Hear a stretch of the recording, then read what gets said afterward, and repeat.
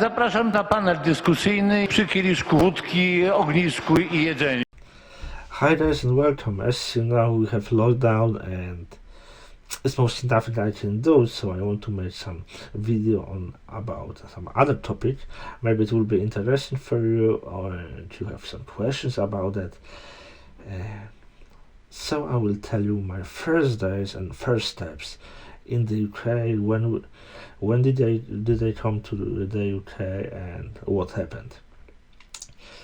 And now the steps when we will go to UK will be a little different, because we are after Brexit and you will need a visa to go to the UK if you didn't work before 31st December 2020.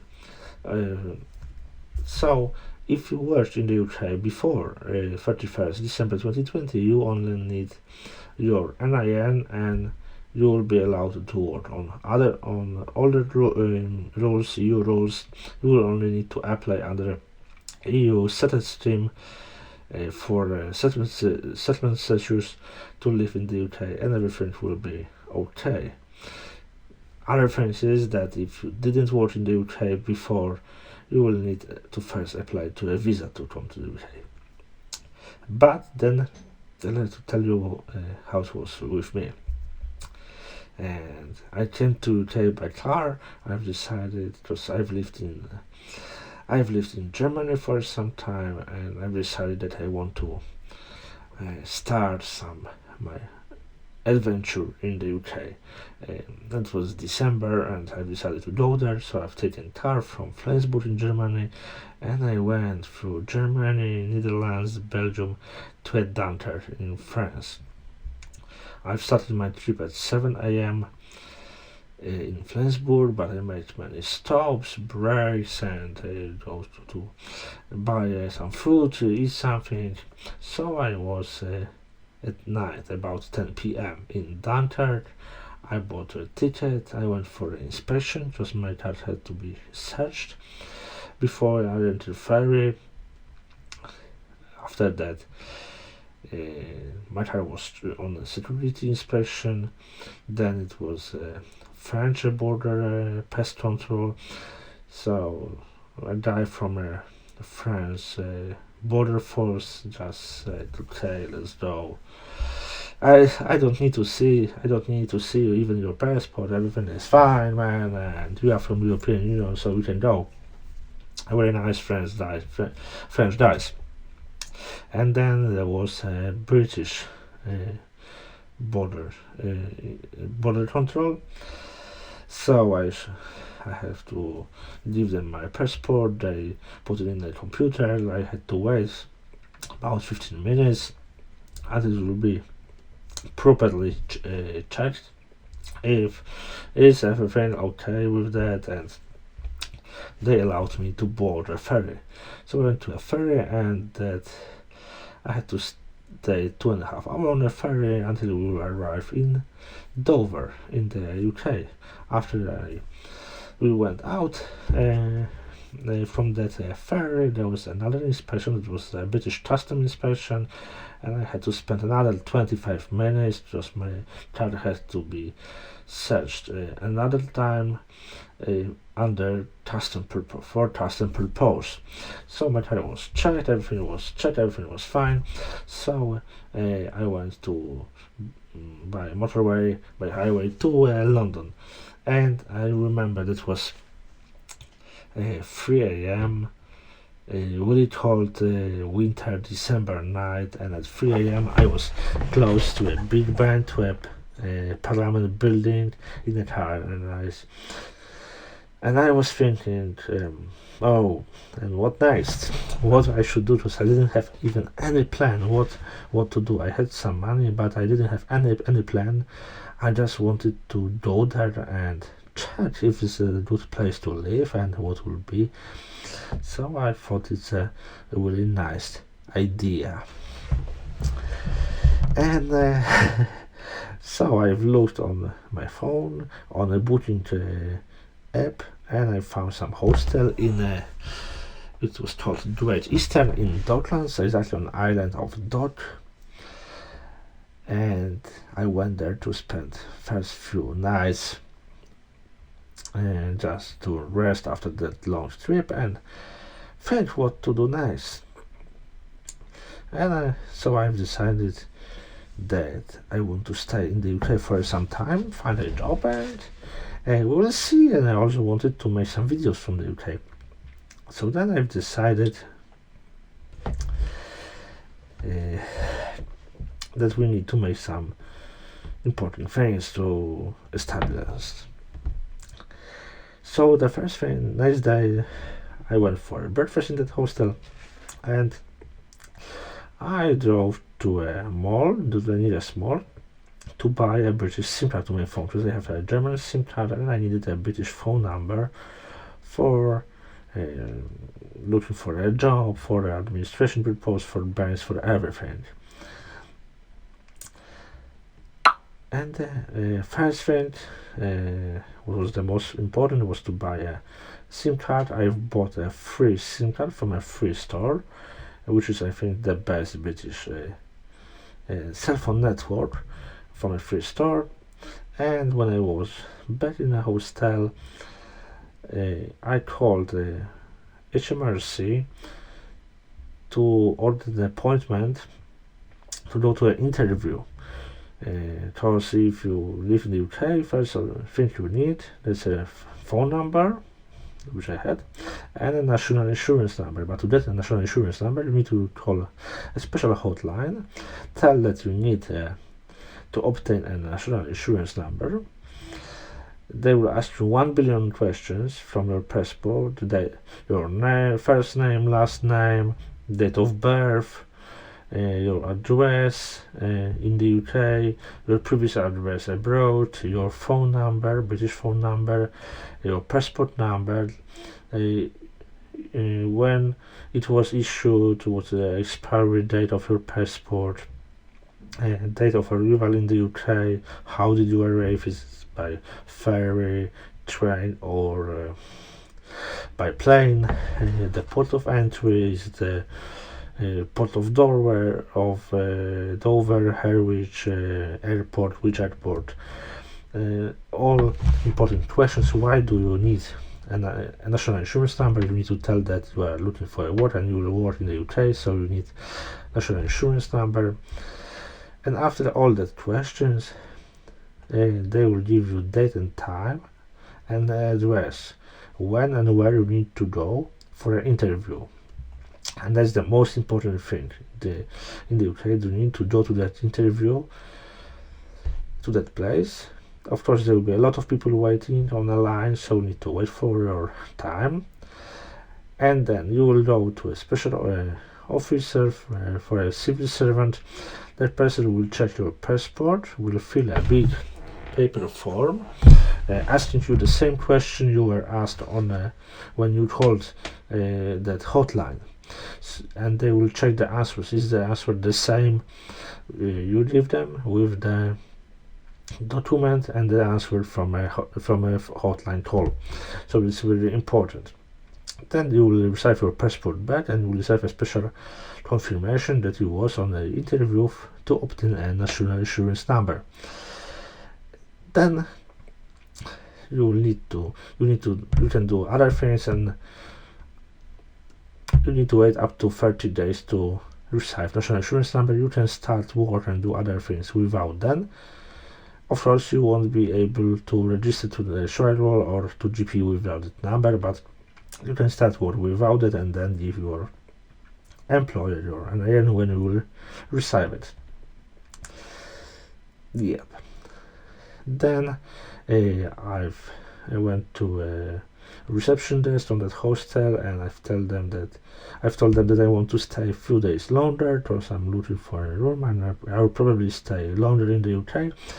So they allowed me to stay up to 1 month in that hostel. It was a really cheap hostel, so it was a really nice idea, because, as you know, accommodation in London and hotels and hostels in London are really expensive. So I decided I will stay there, in Great Eastern in London, Docklands, Isle of Dock. Then I was looking for a job. I found a first job as a bartender or as a bartender on night shift in one of the bars in London, Paddington. So it was really great because I know that after I start the job I will receive some salary, so it's really good to have some regular standard income, because you need to you have some expenses, you need to pay rent and other things, so I know that when I will be paid, how much I will be paid, what I will do at that work. So it's really a cool idea. After that I started looking for some room to rent, because it was much too expensive, because I've got national minimum wage, and even for a full-time job it wasn't enough to rent a whole apartment or house. So I decided to rent a room in some building when one person rent each room, and there's a shared toilet and kitchen. So I thought it's a really nice idea to live with 5-6 other people in a big house with a garden. In that type of place, the most important thing is, when you are looking for that room, you need to have time.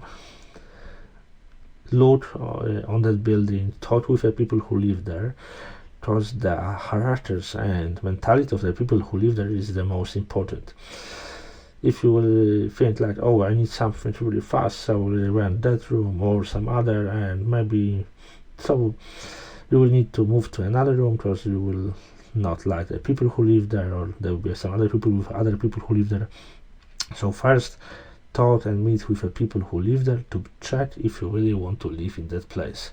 It's better to stay 1 or 2 weeks more in a hostel than to rent a room in an apartment when you don't like other people who live there, because that will be really hard for you to stay there. It will be much harder. So I've rented a room, I've met the people, I've seen that they are fine. So after that I've moved from a hostel to that room in London later. So I've got a job, and I've got a room to live. To the most important thing, to have an income and a place to live. Yep. And then the biggest problem was with a bank account, because in the UK nobody wants to send their money to an account abroad. So if you work in the UK, you need to have an account in the UK, because nobody will pay you in cash legally, and you need to have an account in a British bank. The problem is that it's really hard to open a bank account in the UK. In the UK, when you want to open a bank account, you need to go to a branch or call the branch, order an appointment. For that appointment, you need to go with your passport and a proof of address.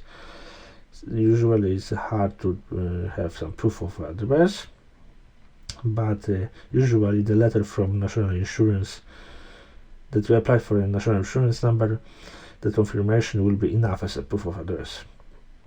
That's really hard at the start, to have a valid proof of address. Later, your proof of address will be your driver license or your bank statement. So I went to a branch. It took about 1 hour. I decided which account I want to open.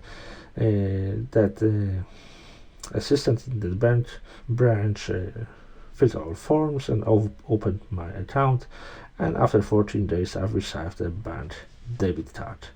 Of course, with internet banking, then a phone app, so I wanted a phone app and internet banking, and I wanted it all full package, which was really nice.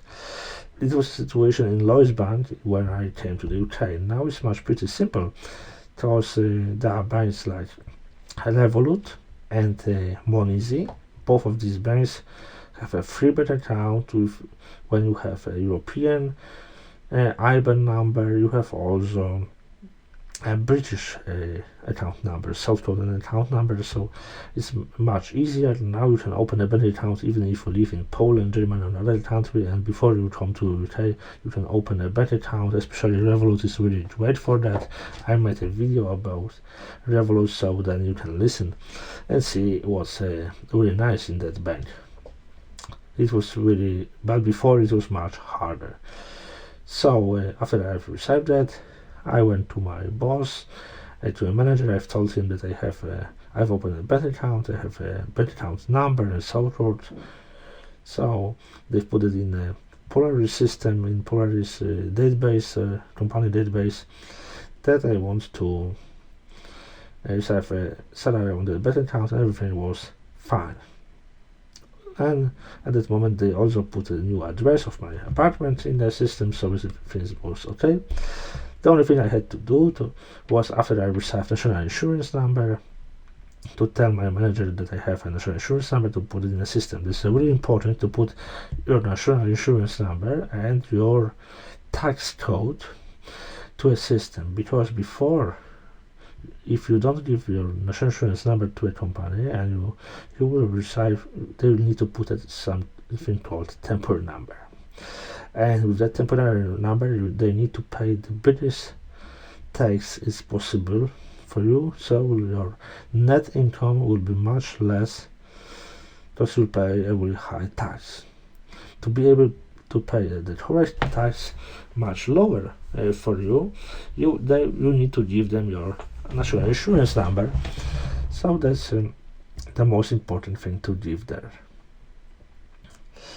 To the national insurance number to the company.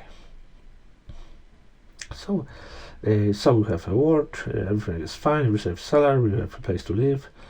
Remember to top up your phone, because usually you will have pay-as-you-go SIM card at the start, to top it every month. For example, I pay £35 monthly, with unlimited calls and texts in the UK and unlimited data, and I can also use my SIM card in the European Union without any cost. So it's really great.